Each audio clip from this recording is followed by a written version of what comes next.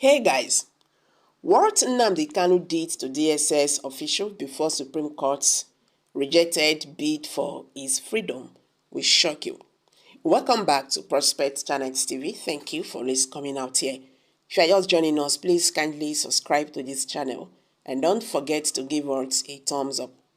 The recent decision by the Supreme Court of Nigeria to reject Nnamdi Kanu's plea for release from the custody of the Department of State Service (DSS) has sparked massive reactions from different quarters of the country. However, an incident occurred in the courtroom before commencement of the hearing. In a video currently making waves, captures a fearless exchange between Nnamdi Kanu and a high-ranking official from the DSS. Kanu, visibly as a thief, questioned the peculiar emptiness of the courtroom at a time when judges and all relevant parties should have been present. It is important to note that this confrontation occurred before the court judgment. The intensity of the exchange escalated to the brink of physical violence, only to be diffused by the intervention of supporters of the indigenous people of Biafra, IPOB leader, and a few officials. In related news, IPOB has taken a firm stance against the suggestion of amnesty proposed by Nnamdi, deeming it irrelevant to their core objectives, emphasizing that IPOB is a self-determination group and not a militant organization. They have not engaged in armed conflicts with the Nigerian government while expressing gratitude for the support extended towards the release of Nnamdi Kanu. IPOB has urged Nnamdi to shift their advocacy towards a United Nations supervised referendum on the future of the Southeast in Nigeria.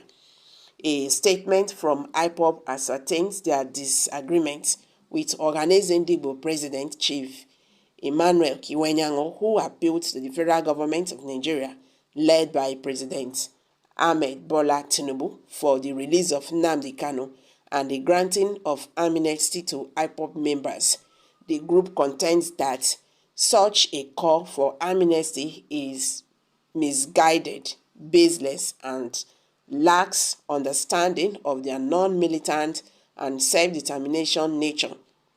They underline that what IPOB truly seek is the release of their leader Nnamdi Kanu and a UN-supervised Biafran referendum. The statement from IPOB reads, "The indigenous people of Biafra, IPOB worldwide, disagreed with the statement of Nnamdi President Chief Emmanuel Kiwenyango, who was appealing to the federal government of Nigeria, led by President Bola Ahmed Tinubu, to release Nnamdi Kanu and grant IPOB members amnesty. As much as we appreciate his call for the release of Nnamdi Kanu, his request of the federal government of Nigeria to grant IPOB members amnesty is misguided, is baseless, and lacks understanding. What IPOB needs is the release of our leader, Nnamdi Kanu, and the UN-supervised Biafra referendum. We totally disagree with Nnamdi and Chief Kiwenyango on their call of a baseless amnesty because IPOB members are not militant and criminals waging war against Nigeria. We are a self-determination agitation group. We have not waged war against the federal government of Nigeria, irrespective of all their provocations. We are not fighting to control our vast resources. We are unarmed freedom fighters for the sovereignty and the independence of the people of Biafra to save our lives. In this unfolding scenario, IPOB's rejection of the amnesty proposal echoes a broader sentiment with the group that their struggle is not characterized by militancy, but by a commitment to the self-determination and independence of the Biafran people. They stress that their activities are not geared towards waging war against the Nigerian government, but rather towards securing the release of Nnamdi Kanu and facilitating a UN-supervised Biafra referendum.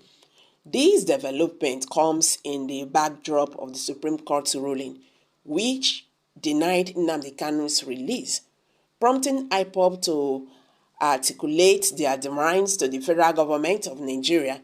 The rejection of the amnesty proposal becomes a physical point in IPOB's response as they seek to clarify their non-militant stance and redirect the focus towards the release of their leader and the prospect of a UN-supervised referendum.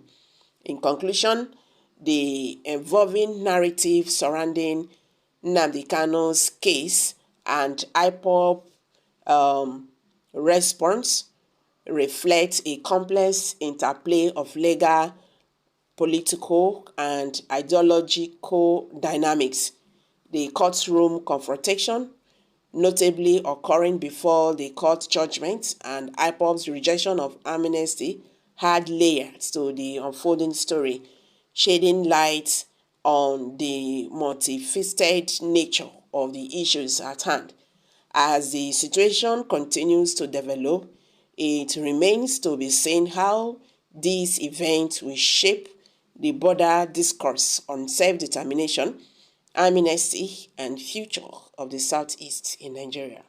So guys, let's hear from you. What's your take on this? Kindly share your thoughts below the comment section.